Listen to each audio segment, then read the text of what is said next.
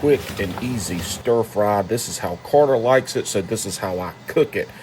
First, we got deboned chicken thighs. We go in with the baking soda, potato starch, white pepper, a little bit of dark soy sauce. I really didn't mean to put that in there. I grabbed the wrong one. This is oyster sauce, Chinese cooking wine, and a little bit of regular soy sauce. You're going to mix that up real good. I did add a little bit of water too. Going to mix that up real good, massage it real good, then goes in the fridge for at least 30 minutes is what I do. Now this is tenderizing that meat. It's called velveting, even though that's not the exact right way, because I put all that stuff together because that's how Carter likes to have his stir-fried chicken. He doesn't like a lot of sauce, and he likes it how it tastes when I do it that way. So we got the wok hot, got water boiling. Instead of pre-frying these, I boiled them. I've seen it done both ways. I like both ways. This one is just easier. I don't have to deal with all the oil.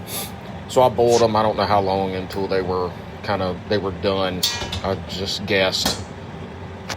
I didn't just guess. Like, it was done, but I don't know how long to tell you. I'm rambling about something, don't mean nothing. Just never mind. Then I get the wok really hot again. Put the oil in there. Swirl the oil around. That chicken has been drained. Goes back in. And now it's just a typical stir fry. Keep it moving. Keep it going. Keep it from sticking. I put garlic in there. That is not garlic. It's not fresh. It is dehydrated garlic that I rehydrate. I started using that because I have seen where Chinese restaurants use that because it won't burn. Now, it wasn't going to burn in there because there was the chicken. But I do have, when I'm cooking, I do have a lot of that rehydrated, and I had it so we can do it.